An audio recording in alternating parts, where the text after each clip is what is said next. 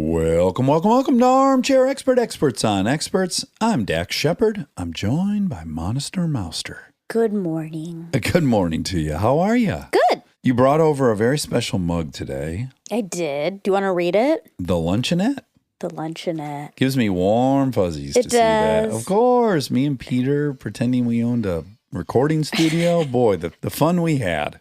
So today's guest is very interesting because I met this person at a dinner party, 10 years ago. And he was so interesting. I learned that he had been Brian Grazer's cultural liaison. He literally would educate Brian Grazer, the very famous producer, every morning on what is happening in culture or in the zeitgeist. And so after meeting him, I learned of his Zeitguide culture classes. And I've been reading the Zeitguide of his for the last 10 years. It's one of my favorite emails to get. So we're having him on today. He's an author, an entrepreneur, and a publisher and creator and host of Zeitguide's Culture Class. Zeitguide is a cultural almanac which synthesizes the need-to-know hot-button issues we need to keep track of throughout the year. Go to Zeitguide.com and use code ARMCHERRIES for 50% off Brad's first culture class of the year. Please enjoy our friend Brad Grossman. He's an armchair expert. He's an armchair expert. He's an armchair expert. Okay, Brad's here with a non-swivel chair. There was a last-minute game day decision made to get rid of the swivel chair, which I appreciate. Are you a fidgeter? Did you think to yourself, you know what, I'm a fidgeter and I'm going to spin around the whole time? I'm developing on more stability. Okay. Is that a 2021 resolution? It's been a 1975 resolution. And I think we're getting there. We're getting slowly but surely, steadily, baby steps. Now, I just want everyone to know, I met you, Brad, at a dinner party, I want to say 10 years ago at this point, and I learned about your role at Imagine, which is a great historic production company here, Ron Howard and Brian Grazer, who you worked with, and you were so knowledgeable about everything. And then we learned at this dinner party that you have something called Zeitguide, which you then signed Kristen and I up for, and we get it weekly. And it's awesome. It's a cheat sheet for everything that is in the zeitgeist. That's popular. You catch words you hear, which happens, I think, to all of us. You're just moving through the world and you're hearing like, oh, what's this new word everyone seems to have embraced and knows what it means. And so you have a culture guide that helps people stay abreast of the ever-changing zeitgeist. Is that a good description of it? It pretty much is. Not everybody, you're clearly very, very in tune, but not everybody knows what the word zeitgeist means, right? It is not a popular word, right? Zeitgeist is actually a German word that means spirit of the times. So that's my mission, to embody that, to help guide people through our constantly changing culture, like guiding them through the Zeit, which is time. Yeah, so how do you know what you're going to explore? Is it a synthesization? Sure. Okay, of like moving through the world and just picking up on these things. Like I remember, I'm just going to give an example, like 8 years ago, I'm like, man, people love the word artisanal. That's everywhere. And then, of course, it made its way to like a Subway sandwich was artisanal. And I was like, well, okay, that's got to be the end of artisanal. But is it that you're out exploring on the internet or in news, or is it that you're moving through the world and getting curious about these things you're hearing, or is it all those things? Well, it is all those things, but you use two really good terms that define it. In fact, one of my clients just pitched me as part of their project and called me a cultural explorer.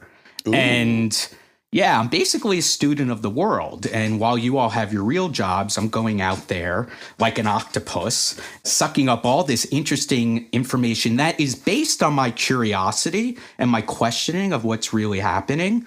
And I synthesize all of it, and I have researchers who help me. And then I serve it on a platter to my audience, whether there's CEOs or leaders or, like you said, Brian Grazer, and now you and your audience. So you have a couple facets to your business. One is Zeitguide, which anyone listening could become a subscriber to Zeitguide. Not only that, I think you even have come up with a code for Armchair so they can get it cheaper. Is that true? Yeah, well, I moved on because of the spirit of the times, because nobody reads anymore.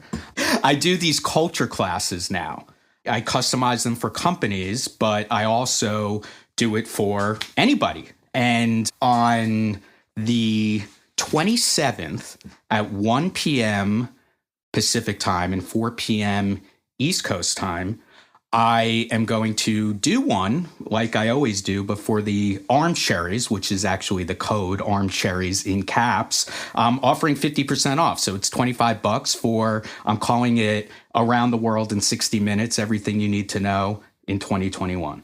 Oh, wow. Okay, so really quick, you want to talk about a polarizing topic. It's how to spell Armchaires. Now, I spell it Armcheries. Like the fruit.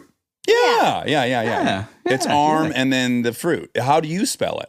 Well, I looked it up and I listen to your podcast every week. So I thought instinctually that it was armchair as your podcast defines itself.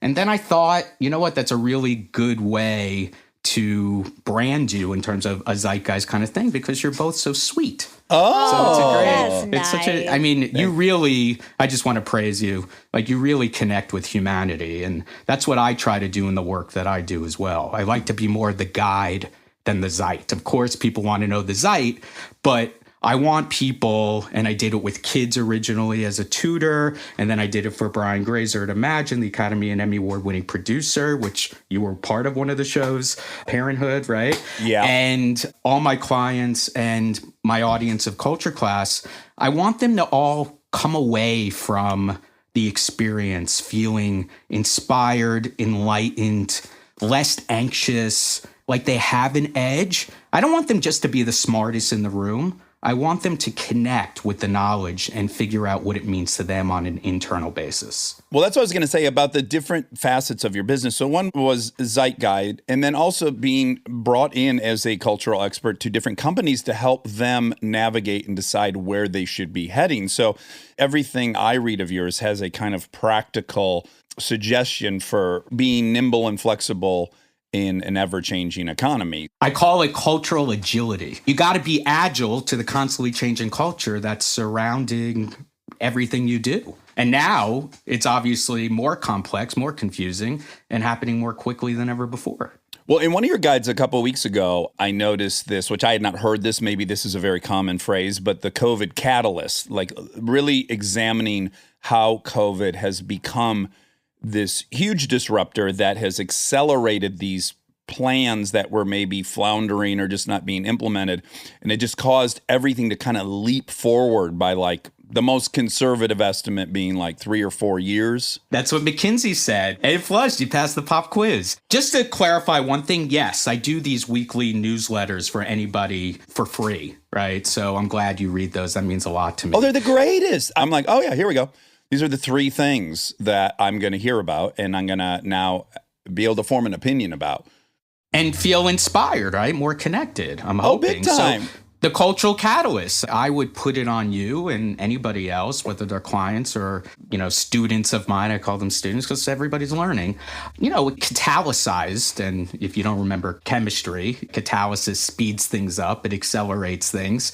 Everything in people's lives. But on a business level, right? I mean, all my clients in these legacy companies, they were all talk. They're like digital transformation, right? We got to start upify. We got to be relevant. But it was all talk. Everybody was just speaking on stages. That's why I don't like the term thought leader. Like, you need to be a cultural leader.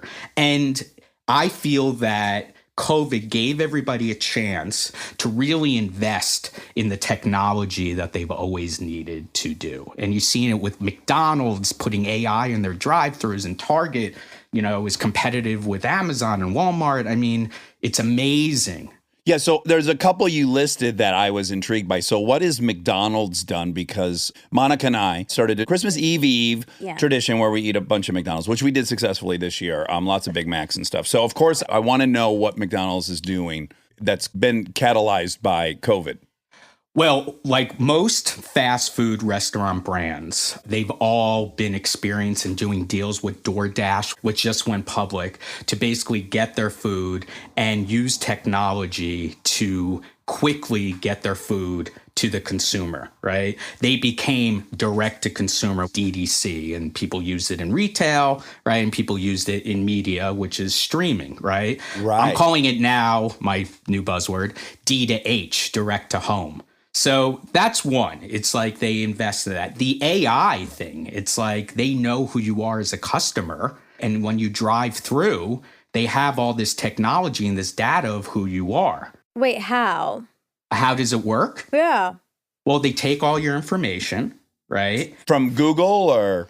Everything, social media. They've bought the info. Well, it's easy to get to through all these social listening algorithms or platforms that anybody could buy off the shelf. But they also invested in their own AI too, artificial intelligence, which is machine learning, as you know.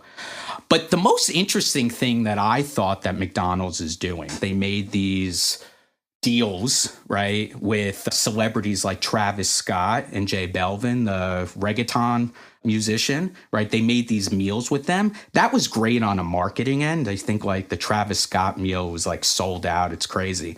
That's the drummer from Blink-182 with great tattoos, Travis Scott? Yeah, the one that's married or hanging out with one of the Jenners. I can't remember which one. Yeah, fantastic. Yeah. But did you see his thing on Fortnite? No, I don't even know what Fortnite is, Brad. I mean, it's a video game. I want to do a culture class just for you. Private, on me. Culture class for dummies. Right? Nobody knows anything. Well, what has impressed me so much, right, is how not only consumers and employees of companies and companies have really pivoted on a digital level through this whole thing, but how celebrities and individuals all over the world have created and connected themselves to consumers or creating performances on these new platforms that really catalyze or accelerate. Okay, so Travis Scott, he's a musician. J Balvin, a musician as well. They can't perform in public, right? I mean, nobody's going to live events. So what did they do? There's this game called Fortnite, right? That millions and millions of people are on. It's like, you know, all over the world, you could compete. The definition is game as a service, right? You go in for free, you buy things. There's so many examples of those games, but that's one of the most popular ones. And through COVID, just an aside, like gaming has skyrocketed. So because they're so popular and because they have an audience, because nobody's going to live stadiums, they've created these avatarized, like, you know, we both love to make up words. He created an animated game figure of him of creating this concert in the game. Okay, so you're in the game and then they offer you, hey, do you want to go see Travis Scott play? Right. And you can do that. Right. And I think there were like 27 million people who saw it. Don't quote me on that number. Wow. But No it was like way. A crazy amount.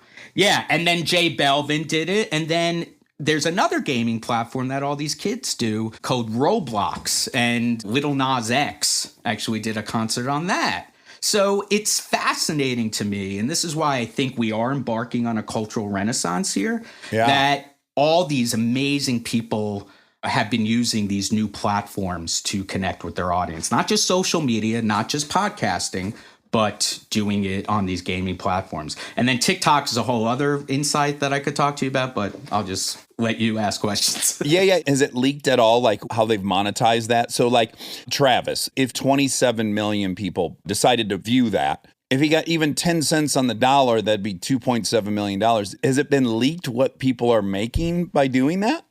It's a good question. I'm not really sure by that, but I also know that a lot of brands have been sponsoring these things as well. So think of it in the same way that people would pay for a concert. They would finance a concert.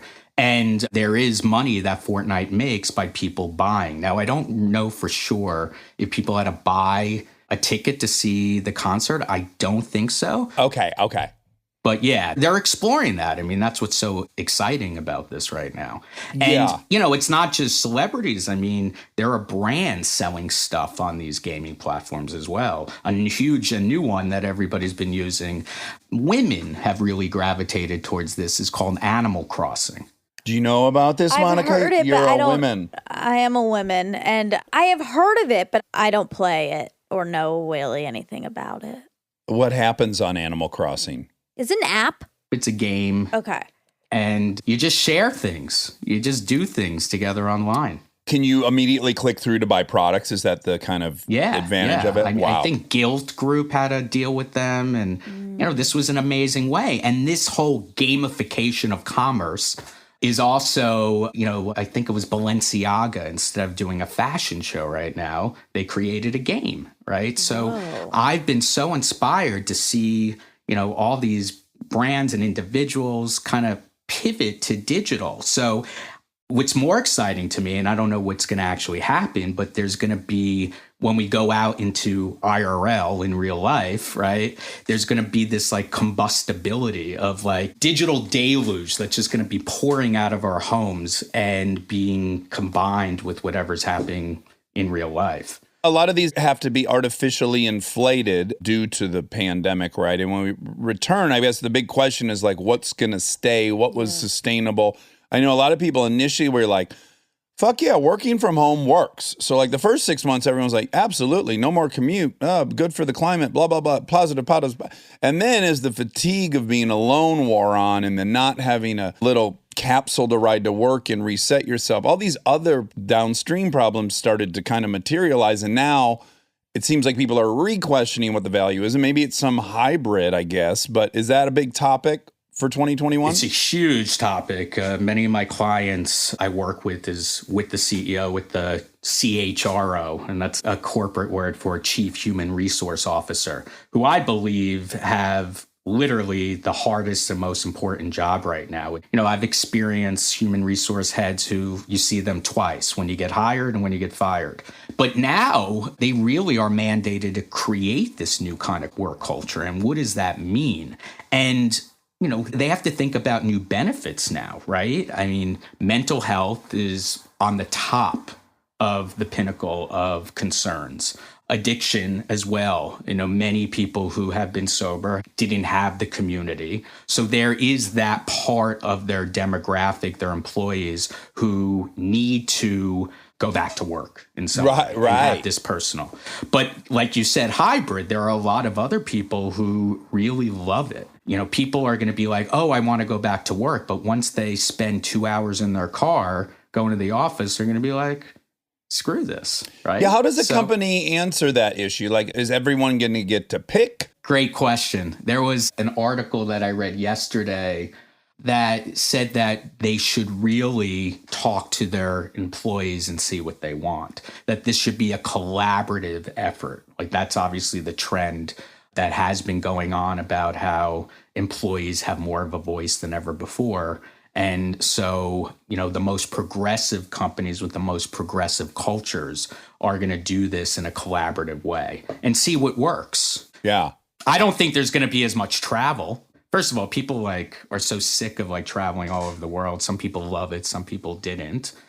Well, you heard about these flights that were leaving Hong Kong, I believe, and they would just fly out for 3 hours and then they would fly back. People were booking them. They were full. People who missed travel but didn't want to go anywhere and take any risk. Wait, what? Yes. Yeah. Just talk to that. That's fascinating. I love it. It was in the New York Times, I don't know, like 6 months ago. These people just longed to be on that airplane and going somewhere. And so they would just fly the plane in a circle. Oh my God.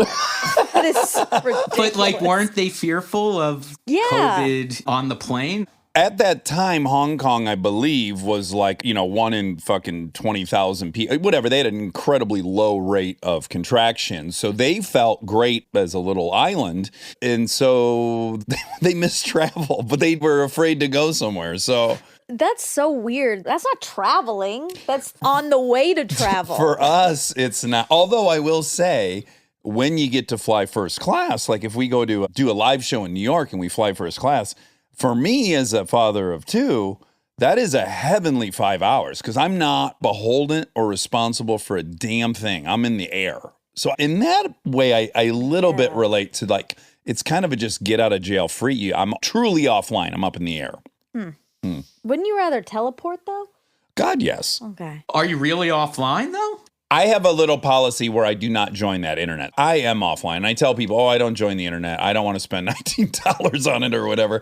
We've had so much fun on airplanes together. I know, but if I could teleport, I would rather do that. You wouldn't want to fly with me in first class right now in a little 5-hour loop? No. Oh my God. We could just hang out here. Oh my God. Okay, sorry, Brad, to get you in the That's car. okay. Yeah. I love flying when it's first class too. Yes, it's really nice. It's nice. It's really nice. But I love that you don't go online either because, it's the only place that you really are forced to think linearly, right? Uh-huh. You have your newspapers, you have your magazines, you have your books. You're not all over the place in a hypertextual way. There's so many fun things on your list of COVID catalysts, but because this, again, is of particular interest to Monica and I, what's Domino's doing? And how real is this stuff? That's the thing. So much of it is marketing and people want to compete. But Domino's has always gotten a lot of, let's just say, attention because they've invested more in digital technology even before.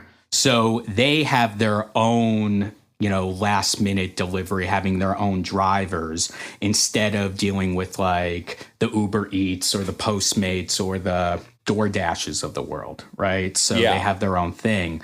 But they've also been known, like everybody else that talks about drones, that they've been developing technology for smart cars and drones as well for the future of delivery. I mean, yesterday the FAA just reported that they're going to allow drones to travel at night and stuff like that. So Really?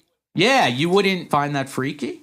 Well, certainly when I see a drone above my house, I am very paranoid, and I think it's a paparazzi. And in fact, it has been a paparazzi before. I don't know what's paranoia and what's reality, but at any rate, I don't know. Here we go. This is the age-old dilemma we're in hourly with technology, which is like, I guess I'm going to give up some of my privacy so that I can have convenience, just like I gave up a lot of my privacy to have the convenience of the internet. And it's just like that line gets blurrier and blurrier, I guess, every day as the offerings are that much more tempting. Right. And then you're also seeing the more negative repercussions by the day because of technology. We're seeing, cybersecurity attacks. Misinformation is more rampant than ever before. And like basically the other plague that's happening to our culture right now. Yeah. Right. So I'm using the term right now, mindful innovation. So you got to think about all the repercussions that possibly can happen and think like a science fiction writer. I mean, did Mark Zuckerberg ever think that his platform could be one of the most destructive elements of society, culture? Yeah, I couldn't agree more. You do quickly realize that many of the things are very well intentioned and just the outcome is almost unimaginable, as YouTube has found out and as Facebook has found out. And people are racing to be competitive, right? Yes. And that is problematic. Like I spoke at let's just call it an apparel company a couple months ago, and they sent me a denim jacket that's like a smart jacket, which, I don't know if I lose it, I could find it. It measures my thing. I didn't even use it, right? And I'm like, okay, are you thinking about like the privacy issues and security? Yeah. But then there's great things about technology that's going to be really helpful and completely necessary. I mean, through this race of the vaccine, right? I mean, talk about an acceleration of technology. Yeah, going from the fastest ever having been 4 years to this being 11 months or whatever it was. More. I mean, as a gay man who experienced the 80s, right, there still isn't a vaccine for HIV, right? Right. Yeah. And I'm just saying because, obviously that was a cultural, crazy experience, fear, and Well, that is telling, though, isn't it? Yes. Yeah. We don't have to go there. No. We always should. Like when you can point out something so clear cut, which is... Who does it affect? Gay men, drug addicts, black and brown people, and people in Africa. Probably the most marginalized. I mean, there's a lot of marginalized people in society. But yeah, straight America was like, we figured it out. Wear a condom. Fuck you. You go control your behavior. But not us. We're like, no, we want to go shake hands with strangers. So figure out how we can do that. Yeah. I'll rally for you. Thank you. I mean, talk about mindful innovation there. It's like, how many rubber gloves and masks are just everywhere. We didn't have condoms in the street everywhere, but That's true. It's so true. Well, you use a term infodemic, which I really like. wow, you really studied up. Brad, I appreciate you and you're worthy of my studies. But infodemic, this is something that is of great concern to us. There was this Sunday, 60 Minutes had a story on a woman. I mean, you just can't believe this story. She was an Iraqi vet from one of the Iraq wars. She is a cyclist that cycles for, some armed forces team. She competed in a race in Wuhan prior to the pandemic, and she had a crash there. And based solely on that, there is a huge faction of the country that has decided she somehow both brought Corona to Wuhan in her bicycle. She had capsules. From where again? Well, she's an American. She is a veteran and a cyclist. And simply because there was a cycling event there around that time, that's all the little clues that these people needed to figure out she had brought it there. And then the other faction is she got in this bicycle crash in that race and then went to a hospital and contracted it and brought it back. Well, in fact, when they interview her, she never went to a hospital. So that's just not even true. But the result of which is she's had hundreds and hundreds of death threats. There's tens of thousands of people who think she started Corona and have been attacking her and her husband. And it's absolute fantasy. There are people who are using the things that these conspiracy theorists are saying to actually try to keep themselves in power. Yeah, people are definitely benefiting and weaponizing all of this. Yeah, they had the guy as well in this 60 Minute segment whose son was murdered at Sandy Hook, and he's had to move his family 7 times since that horrendous event, which is the worst thing that could happen to any human being on planet Earth. And then additionally, he's got to deal with all these fucking bozos and move his family around all the time because it's not absent threats. These people really believe he is an actor who's going to take away their liberty. And it's hard to imagine that people could believe this, but I guess all the stuff on the internet has the appearance of the same value. Anything written in text seems to carry the same weight as the New York Times or the Wall Street Journal or any of it. Yeah, it's very troubling. Wait, so is infodemic Yeah, what is the infodemic Well, mean? actually, thank you for saying that I coined it. It actually was the World Health Organization who came up with the term. Okay. Who finally declared COVID to be a pandemic.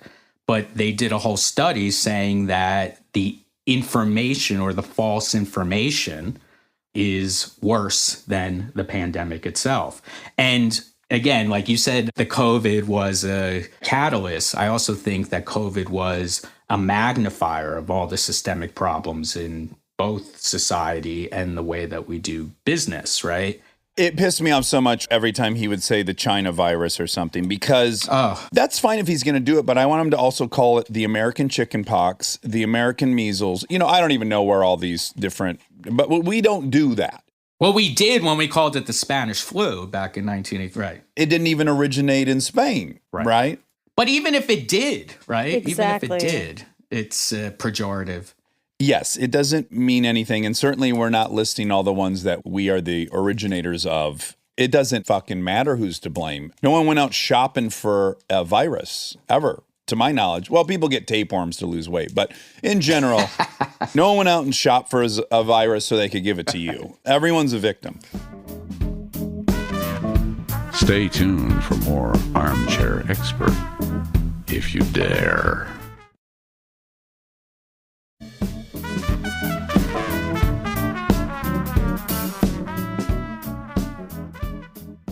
Going back to technology real quick, I wondered if you think that because we're at this heightened level of technology that it's going to circle back around to non-technology. Like we were just reading about Amazon creating a phone that has like Kindle technology, or maybe it's a Kindle phone. I don't know. I can find out more about that. But that doesn't have any social media on it, that only has text and calling, and it's like a remedial phone that they're going to start offering. Like stuff that's useful, yeah.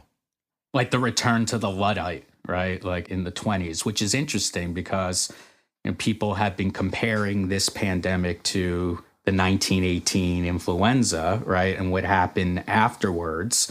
Many people, as I'm sure you've read in many cases, especially in the entertainment business, how everybody's saying the Roaring Twenties happened after the 1918 influenza, but we also had the Dadaists and, like Duchamp. What are Dadaists? Dada was the movement that Marcel Duchamp created with the bicycle wheel. Do you remember? No, I mean, I can picture that bicycle wheel, but what were they all about? They were basically protesting against the modernization of society. Okay. Okay. Right. And that was a big movement. It led to the surrealist movement, and it led to psychoanalysis. I mean, all these forces in the 20s and beyond were coming together, and you saw such divisions, right? And I do think what's happening now is, yes, I'm hoping that we're going to embark on a cultural renaissance like the Roaring Twenties, and we're going to figure out what entertainment and culture is going to be about.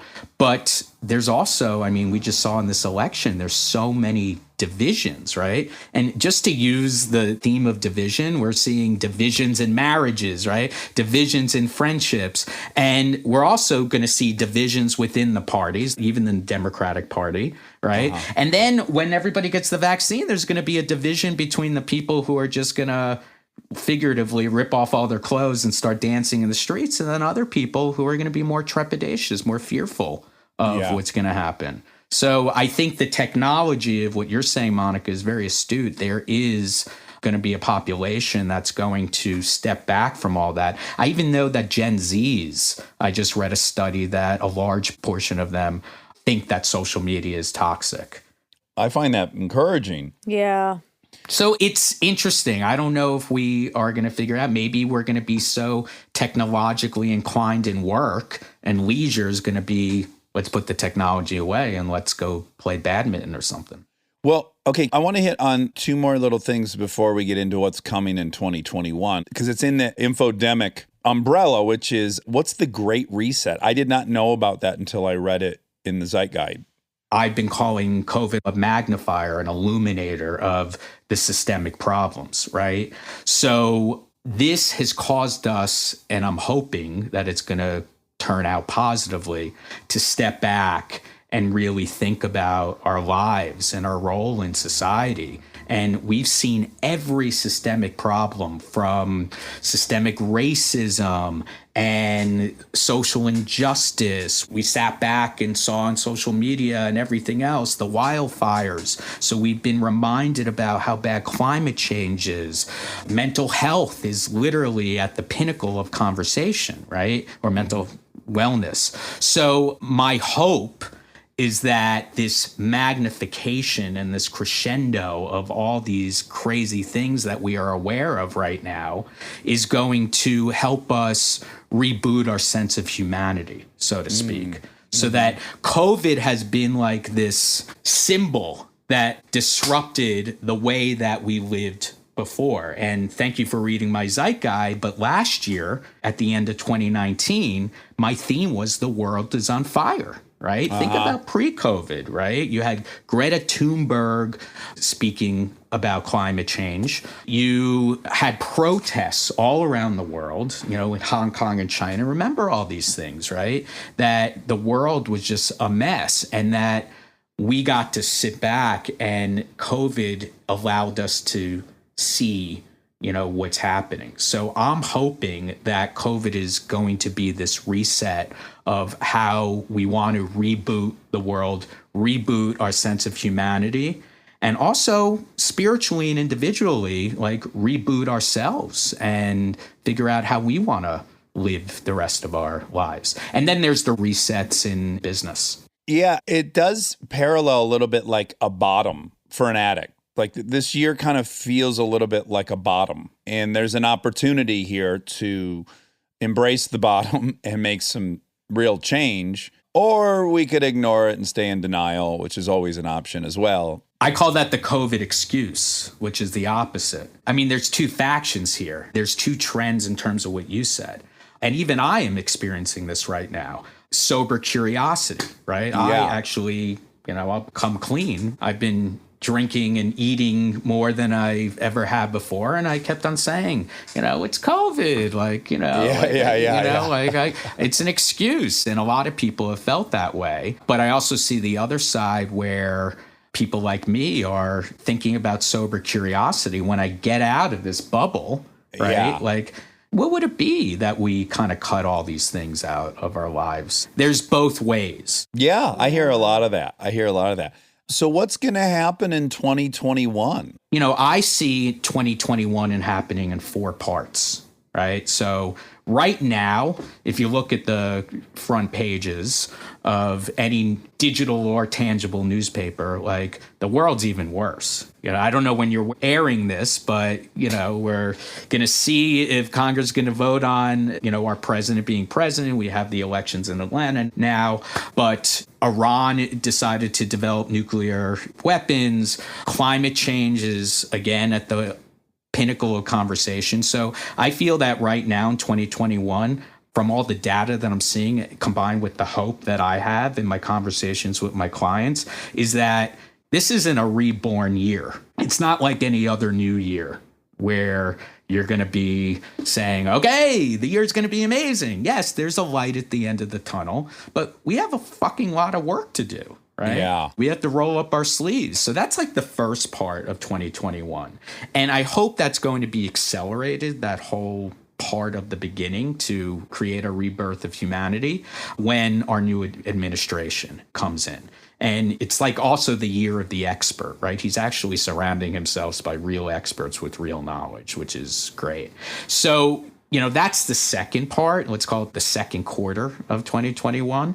And, there's going to be a lot of turmoil, I think. But if our administration does what our future president says we're going to do, we're going to deal with this darkness, but he's going to help shepherd this through. And then when everybody gets vaccinated, I see, and I mentioned this before, there's going to be a division with the people who are going to just we're going back, we're going to party in the streets. It's going to be like Mardi Gras everywhere. I think that's more of the young people, right? Sure.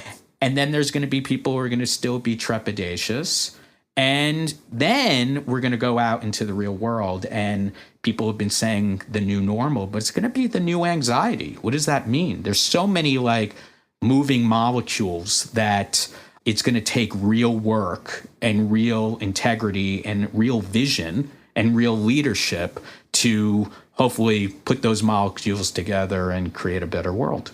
Well, hopefully, though, there's no way, having just experienced COVID, not think, well, that's one of a million kabillion viruses. So we didn't kill Godzilla, and then that was the only monster living in the sea. So the handshake, is it gone? I'd like to see it go, personally. Really? You're about the elbow bump? Did you watch The Crown, where Queen Elizabeth went out to see all of her people and she puts on the gloves? Yeah. Yeah. Well, you would probably know the history, right? I mean, originally, shaking hands is to basically tell someone you're not going to murder them, right? It had an actual practical purpose, but I don't think anyone believes that someone's holding a sword behind their back or a handgun in the other hand. So I just wonder, is it one of these vestigial things that doesn't even mean anything anymore, that we're stuck with? Why do we need to touch people we meet? You don't miss hugging people? I love hugging. Okay. But you're going to hug the people you know and love. It's not like I bump into 45 people at Starbucks who maybe liked Parenthood and I got to touch all of their hands. Why is that necessary? Why can't we just chat and we can have an exchange of ideas and share a moment? I don't know why we have to touch each other. I think you're right. I can see that. And I think you being such an influencer in the world, you might be starting that culture just by saying this. But, other cultures, like in some Asian cultures, like the bow, right? Yeah, I'll do that. I'll do the that. The bow all day. and the business card. Although you don't like bowing. When we talked about the crown, you did not like that people bowed to the queen. Yeah, I hate that's bullshit. But if the queen bowed to everyone and they bowed to her, I'd be into it. Then you're in. Yeah, I don't Okay. like the status thing of it. That she gets bowed to. I love her. Or people I felt that way too when I watched it, and I felt very uncomfortable. Wasn't it good though? Oh, it was so good. It's such a good show. Diana. Oh, I know. I know. I felt a little bit like one of these people. It's like, I'll say something maybe liberal on here, right? And then I'll get some message like, I can't listen to you now. And I'm like, but I found myself guilty of it, which is I'm so offended by the notion of royalty that as much as I'd get into enjoying the show, I'm like, this is such bullshit. These people are going to marry people they don't like. That's why it's fascinating that that's the world that they've created and they're trying to maintain. And there's kind of no reason to maintain it, but they have to because that's their whole life. It's so interesting. Well, it's definitely like laden with conflict, I acknowledge. Yeah, and they're sad. Yeah, that's what I'm saying is everyone's losing. Every single person's losing in this fantasy where they're more important than other people. Anyways, I had a hard time getting past that, Brad, and it's embarrassing. Well, yeah, I mean, to connect the dots there in terms of royalty and also just shaking hands, you know, there's tradition. Also, not just royalty, but look at our patriarchal system, right? I think that's another silver lining of COVID. Basically, we're going to dismantle all these systems and cultures that, you know, are so archaic and aren't relevant anymore, whether it's shaking hands. So, yeah, I think that's going to happen too in terms of our cultural renaissance moving forward. There's going to be a lot of different behavioral habits that are going to be forming. Yeah, and I am sympathetic to people because I do think what gets conflated quite often is tradition and stability. I think everyone desires stability, and what fear is triggered by change is instability, which I totally get. But I do think those things are conflated. I don't really think tradition necessarily represents stability. In fact, most of the instability of this year is the outcome of outdated traditions. Absolutely. But I think, okay, so there's tradition, but I also think there's ritual. They're two different things. Yes, right? yes. So ritual, I think, is tradition with heart, soul, and authenticity.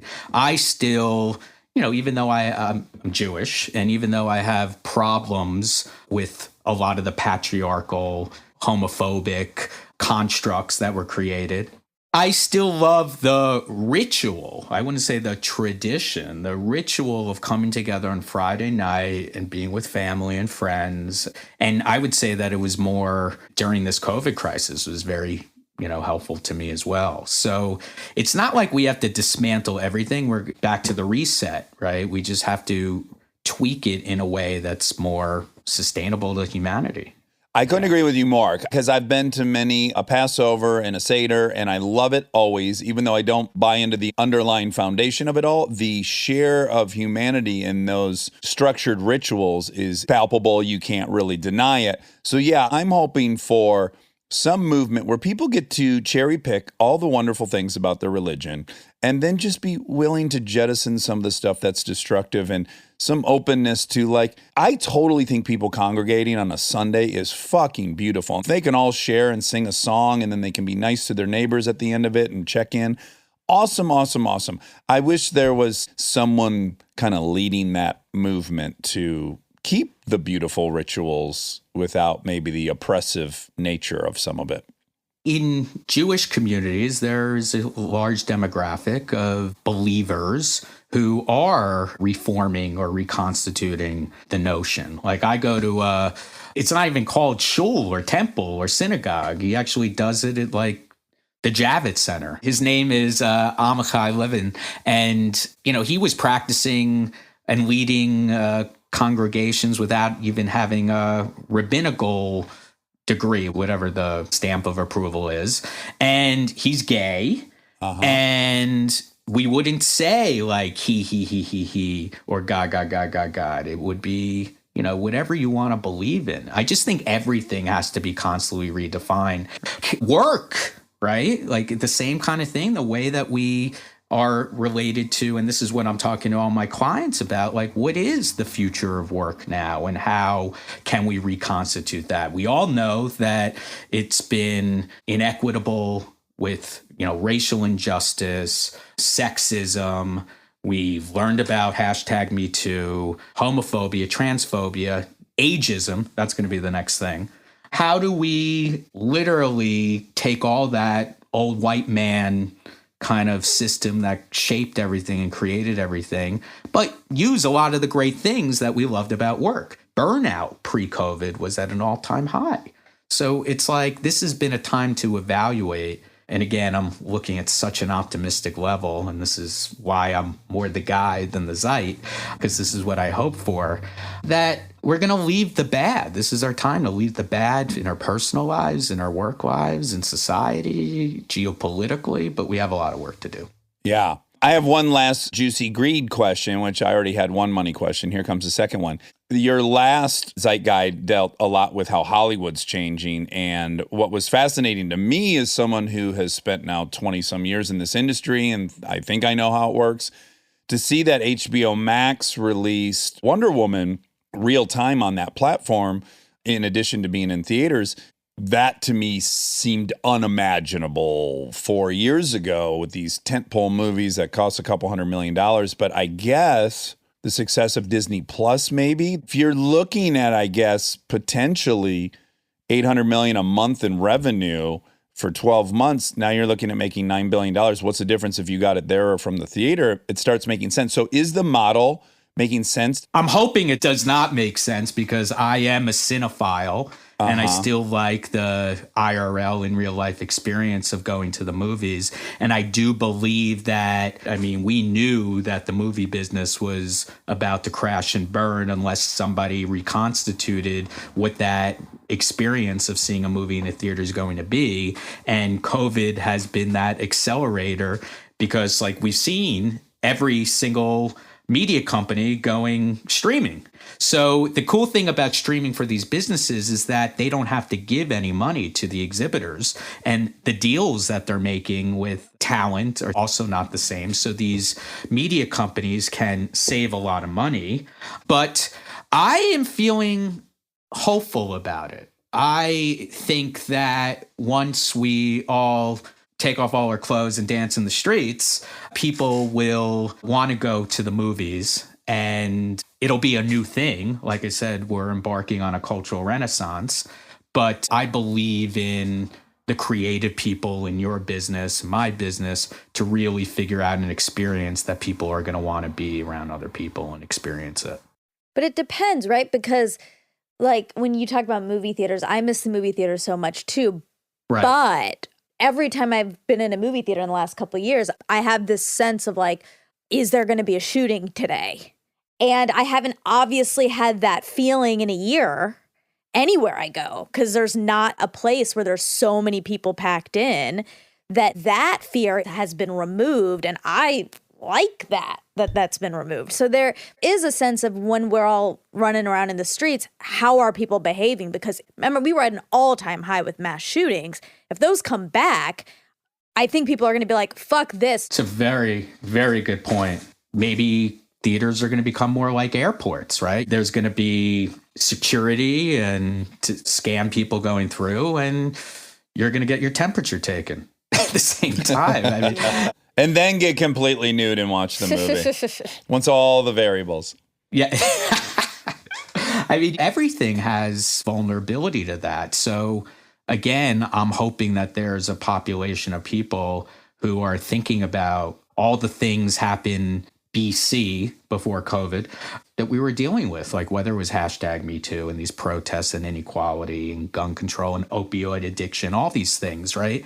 COVID definitely pushed those things aside, COVID and politics, and we can't forget those systemic issues that we were facing before, one being gun control. Everything is being addressed, and I'm addressing it. We definitely need a global playbook. We need Zeitguides to help everybody kind of look at the procedures of how we're going to fix these problems. I mean, we have to put all these problems on the table that we've been thinking about and seeing that have been magnified through all this.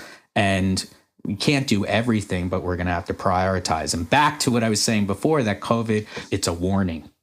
It's a warning that shit happens. We're vulnerable. We're vulnerable. And the next pandemic is climate change. Yeah. It's going to affect everyone. Yeah, you can't buy your way out of it.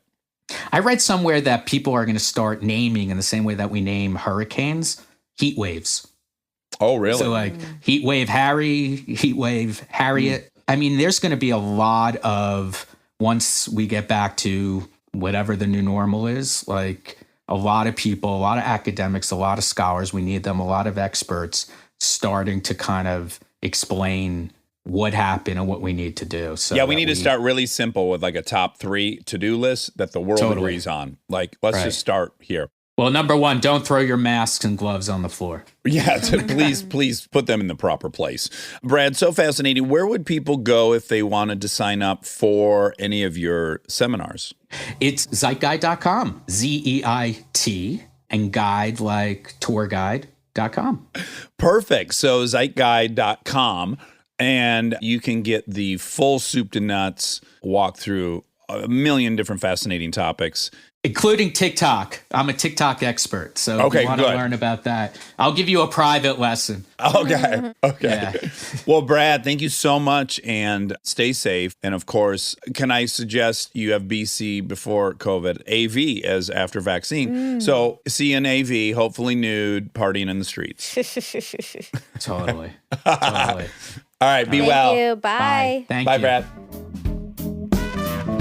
Stay tuned for more Armchair Expert, if you dare. And now my favorite part of the show, the fact check with my soulmate, Monica Padman. Do you know what I've been wondering lately? Tell me. Do you think that they're going to invent an at-home IV that you can put in yourself so you don't have to drink water anymore? Oh. It's hard for me to desire that as someone who loves drinking water. I think about it once a day, that I wish so badly I could just get the hydration without me having to. Will you tell the put the people cup to my what lips. happens every time you walk in here? What has been done? Pee cup. I have put a water on your chair in hopes that you would drink it. Not today. Yes, today. Where? I put it on your chair, on this yellow chair before you got here, and you had to have moved it probably up there where the other ones you move them to. But I put one on your chair and mine, and I put one either on your armrest or your chair every day. I never notice it Yeah. because I hate water. Mm-hmm. I don't want to hate it. Yeah, man, I feel it when I don't have enough water. I need so much water all the time, or I feel it. Me too, but I just can't. It's so weird I to me. can't get myself to the cup, Oh, fill it up. so you want an IV? Drink it. You can go to the hospital. They'll give you an IV bag full I know, of water. but I'm just saying, like, every morning I wish I could just wake up and, like, open up my bag, put it in, do my errands. Uh-huh. Well, I think what you're asking for exists, which is you want a port. You want them to put a port in your body so that you can put all kinds of injections in there without them having to retap your vein every time. So do you want me port. Do you want me to get you a port? Yeah. Okay. Will it I'll hurt? call in some favors like Sanjay, the different doctors we know. Sanjay would never allow that. He's He too put one right ethical. in your head because he's a neurologist, Ooh. but neurosurgeon. Man, he could do like a bow shape, so it always looked like I had a little bow in my Oh hair. yeah, and the bow would be filled with Water. electrolytes in it. Oh, I would love Electrolyte that. rich. Because I'm starting to think maybe my seizure was due to a low level of electrolytes. I think so too. But I still can't get myself. It's wild. We all have some funny things. That's one of your funny things. It is weird. It's like you're so responsible. And you, as you say, on Race 270, you're in total control of your diet. You don't have to fight any urges. You can moderate. I mean, look, I don't want to say total, but I'm pretty good. Maybe when it comes to sweets, maybe. But in general, you're pretty good. And the notion that you don't drink water is just astounding to me. It's a mental hurdle. I don't know what it is. I mean, I like drinking at your house hot water, Okay. but I don't like doing that at my house because I don't have the hot water tap. Insta-hot. I'm excited for that for my new house. Yeah. That's a priority. You gotta see if Delta makes one, since they're gonna be Oh, outfitting yeah. you. Yeah. Here's what I would love for you to do is to get one of those absurdly sized jars like Eric carries around. No, Molly got me one. Oh my God, you already have it? Yeah. You need to fill it up in the morning and you have to drink that throughout the day. Like that's your homework. Haven't you seen my book bag? I mean, my purse? Yeah. It's too heavy already. And so I tried carrying that around a little bit and it was too heavy. Well, you know how you make it lighter? You drink the water inside. No, the vessel itself is heavy. And I have to carry it around. I have too much to carry. Ugh, water. We all have all these reasons why we can't do the things we don't do. Yours is now the weight of your bag. Well, and that's the a weight of the real vessel. thing. Yeah. Yeah, I agree. You can't drink water. It can't be done for you. Well, I also You're unique. No, I'm not saying that. Well, your other option is to not do that and then to drink water everywhere you go, but you're not doing that. So I'm just trying to think of how you're going to launch a plan that might yield some results. Part of it is I don't like washing the water bottle. So I did buy this one from Nordstrom. That you can throw away? No, it cleans itself. Oh. I got excited about that. Actually, I don't know if it was from Nordstrom, but I got excited about that. But then it came, and then I think you have to charge it. And I was like, ugh. So. Oh, it has UV light inside? I don't know what it has. Okay. Yeah. Is it next to the books you haven't read? Where did you put it? I put it with all the rest of my water bottles. I have many. Sometimes they okay, smell. well, you're not biting on any of my solutions. So what is your solution? Do you have a solution you think might work? IV. That's what I'm telling you. That's not a solution. I don't have to do a pour. I could just do regular IV. Okay. Okay. All right. Well, If anyone out there has that invention, please reach out. you know it's going to require a needle be put in your arm. I don't mind. Oh, you don't? Mm-mm. I really don't mind that. Okay. Well, then, yeah. I think it'd be a good solution for me. Oh, my God. This is very identical to people who want to quit drugs, but they don't want to go to AA. That's unacceptable. So they'll move to the middle of nowhere, Alaska.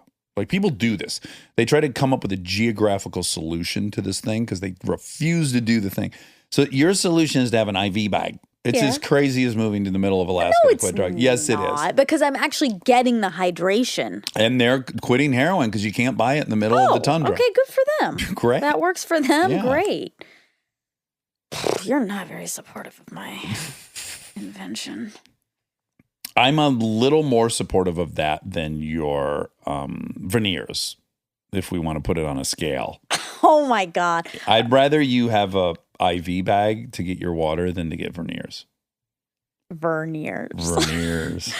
My dentist sent me some cookies. That's a funny present for a dentist. It was, but I was very appreciative. He's so awesome. And that just reminded me that I have to keep thinking about veneers and if I want them. His plan worked. And I'm thinking about it still. But you know what? You're just going to have to be happy with it if I get it. Yeah, I'll be supportive of whatever. Well, that's not true. People shouldn't be supportive of whatever people do. No, not whatever, but like. I can bite my tongue. I can promise you that. I make that promise right here, right now. 2021. I'm probably not going to, but I don't want my dentist to know that because I want to keep sending me cookies. Yeah, that's fair. Yeah. Okay, Brad. Brad Grossman. Oh, I have one more thing to say. One more bit of house cleaning? Yes. Or a grievance? House cleaning is a ding, ding, ding about this. Oh. The big elephant in the room is that I smell right now. Which you don't, but continue. I smell like a chicken. A chicken fire. You smell like a smoked chicken. Well, I'm getting more into cooking. These cooking videos really ignited a fire in me. Yeah, it's been fun to watch. I have not had any of the meals yet, which I've been heard about. Yeah. The fact that you made a big ziti for Laura No. and you know. Okay. How many, let me ask you this. How many meals have I made you? A lot, but listen to me. Okay. I presented the idea of a anchovy pasta and I you said, I were want perturbed. it. No, I wasn't. I said, I want it. You told me you were going to cut down the amount of anchovies and you know. thought that would be a good solution. I was, I can't wait to try it. I saw the and look then on your you face. told me, I've decided I'm not making that for you. Yeah, because I got scared because you looked scared. I was not scared. Your I was mouth excited. said stuff, but your face really told me the true story. You were scared of it. I thought, okay, this is not a good place to start. I'll start with the ziti, but I still have to try it out first. I can't just make it for the first time and then give it to you and then it's gross. So I tried it. It was amazing. Yeah, thanks. And then that day, glad to hear it went well. unfortunately, it fed 6 to 8 people, and I was playing And spades I was that day. not one of the 6 to 8 people. No, this is what happened. So I ate a bunch of it. Then I went upstairs. I said, "Hey, do you guys want any of the CD? I made it." They took some. Then I was like, "Oh, maybe I'll bring some to Dax tomorrow." But then I thought I need it to be fresh the first time. Oh my goodness. But I'm going to make it this week Okay. for you. Okay. Stay tuned for an update. Okay, also, side note, Allison Roman, who is the cooking video, chef. That you're obsessed with. She reached out to me, and I'm so excited because she invited me to a cooking class that she's hosting virtually. Via Zoom. Oh, virtual cooking class. Fun. I'm so excited. But I hope this doesn't happen. What happened yesterday? I made a skillet chicken. It was beautiful. Chicken thighs. Allison's trying to get me to eat more chicken thighs. Why? She just wants people to try chicken different ways, you know? Oh, okay. Instead of just chicken breast, No, thighs are where it's at. Oh, my God. That's the best meat on the chicken. When I go to Roscoe's Chicken and Waffles, you get thighs. hit me with only thighs is what I tell them. Wow. Yeah. When I leave there, I'm worried I've fucked up the proportion that they assign that day. Like, okay, we're going to sell 25 whole chickens. Hopefully people order this pretty evenly. And then I come in there and get 6 thighs. And I'm like, I might have just screwed up the calculations. Well, I was thigh shy. Okay. I was thigh shy.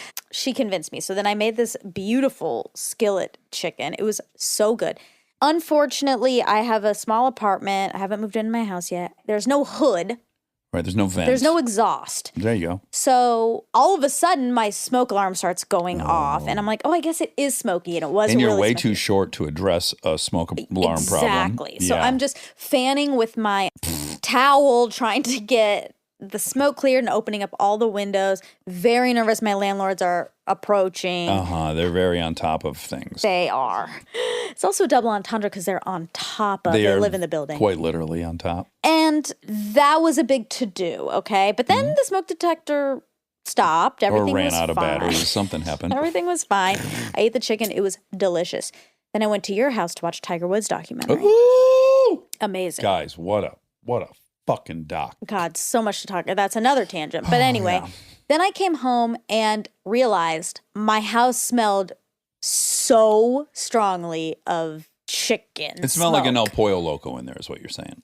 I don't know what it smells like in there, so I can't say, but probably more intense. Okay. I think they grill their chicken. I think that's their thing. But did it smell like someone had grilled like 100 chickens in your house? Yeah. Like it was permeated everything. Oh, I would like that. And I got really self-conscious. Well, no, because it was just me, but I had an anxiety spiral about it. Right. Yeah. Got into my bed, I was like, it's everywhere. The smell is everywhere. I can't get rid of it. And I didn't know what to do because I couldn't open windows. I'm on the first floor. Couldn't open windows. I was too scared to do that. But For an intruder. In the middle of the night, I did open some windows in my I figured room. The intruders are asleep by now. Exactly. Yeah. Anyway, it was a predicament, and I smell like it. You got overwhelmed. Big time. Yeah. And I kept thinking, but I want to keep making this chicken. Yeah. Well, you're going to have to, as you recall, I went through a huge phase where I was making chicken wings and thighs in the air fryer. Yeah. I don't know why I've stopped that because it was the most delicious thing ever. But at any rate, it kicks out a good deal of smoke. So I had to learn to park that thing. I'd either cook them outside. I know. I don't have that option. You don't have that option. But then now I cook them right under our vent. And again, I know you don't have an exhaust. I'm trying to rub your nose in our exhaust, but you'll figure out a way. I will because it was delicious. Anyway, okay. Brad. Bradley Grossman. Okay, so the Travis Scott McDonald meal, you wonder what was in that. Yeah. It's a medium Sprite, a quarter pounder with bacon and fries with barbecue sauce. Ooh, baby. Travis made $20 million from the deal. No. Yep. What? Also, you said that it's the drummer from Blink-182. Brad didn't correct you, but it's not. The Blink-182 drummer is Travis Barker. Oh, Travis Barker. I love him. Travis Scott is a rapper. Okay. He has a baby with Kylie Jenner. Oh, okay. That's great. Kardashians. I guess. Ding, ding, ding. Ding, ding, ding from last time. Yeah. Anyway, so he's really hot right now. Probably why he's getting Does he also design Jordies? Oh my God, yes. I think I have a pair of the blue ones I got The you. cactus ones, I think, are him. Let's look. This motherfucker's got the golden touch. He touches a hamburger meal, $20 million. He touches a Jordy, my favorite pair. Yeah, Travis Scott has also a deal with Nike. And God, this guy's good. Has those blue shoes that I got you that are the best ones. Yeah, cactus. Air 4 Retro Travis Scott Cactus Jack men's shoes. My favorites.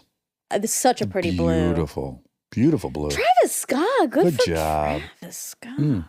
I should go get his meal and eat it in my Geordies. Do you think there's some synergy there? Like it would be, they'd complement each other? Yeah. I'd be afraid to drip some of that barbecue sauce on my cactus, though. You'd be careful.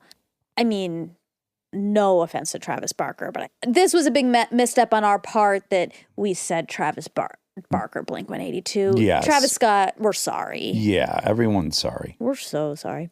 Okay. How many people viewed the Travis Scott concert on Fortnite? He said around 27 million. Brad confirmed today that is correct. I wonder if they heard it. They did. Are you going to leave it? No. I'm going to cut it. Okay. I just cut it. The cheese. Where do you think the term cut the cheese comes from?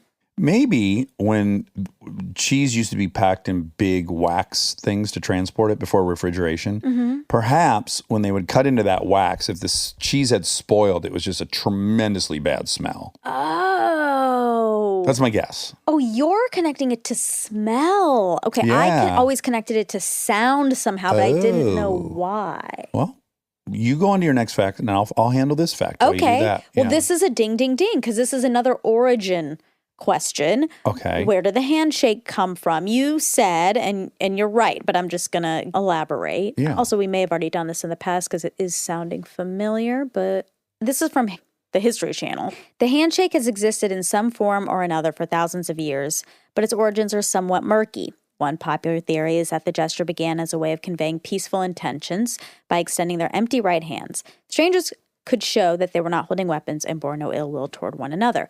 Some even suggest that the up and down motion of the handshake was supposed to dislodge any knives or daggers that might be hidden up a sleeve. Yet another explanation is that the handshake was a symbol of good faith when making an oath or promise. When they clasped hands, people showed their word was a sacred bond. An agreement can be expressed quickly and clearly in words, but it is only made effective by a ritual gesture, open, weaponless hands stretched out toward one another, grasping each other in a mutual handshake. Yeah, it's just not necessary anymore. Right. Agreed. Etymology. The idiom reference the foul smell emitted by some cheese, many of which have a rind that keeps the odor in. Once the rind is pierced, as in the case of slicing, the smell is released. Wow. I said wax casing. They're saying rind. You know, Yeah. I still take this as a victory. Yeah, you should. Okay. Can I read you one more definition because it's more technical and it makes it funnier? Of cut the cheese. Yeah. Yes. The adjective cheesy can be used figuratively to refer to anything that smells bad, such as fermented cheese. Eventually, cutting the cheese was later applied figuratively to refer to flatulence because, like cutting a smelly block cheese, a fart can suddenly cause a smelly odor to broadcast over a wide area. To broadcast over a wide area. Wow. Oh, wow. I like that. Me too. I like this game. Underneath that was suggested other questions that people ask a lot. And one was, what does the phrase cut the mustard come from? Cut the mustard? I've never heard that. Oh, yeah. He doesn't cut the mustard. It's Oh, he like didn't cut the meet, shit? No, doesn't meet the specifications. Oh. Yeah, it didn't cut the mustard, so they fired him. Oh, I've never heard that. But I guessed right. I thought it's probably a bastardization of muster, which is when you line up in the military troop, they call a muster. And it was that, an expression for assembling military troops for inspection. Past the muster is where it really comes from. Oh. I could do this all day long. Okay. What else is there? What does the cut mean sexually? Well, I think we Ew. all know what that means. The cut? The vagina? It's secret sexual activity with a person other than one's partner. Oh! I've never heard that either. Oh, wow. Who would ask this question? What does cheese mean? That's not a fucking question that people are asking. That is all. That's it? Yeah. What does cheese do to your body? What does cheese mean sexually? What does BB mean in texting to a girl? What does cut a rug mean sexually? I Which one thought of these cut a rug interests- was dancing. Me too.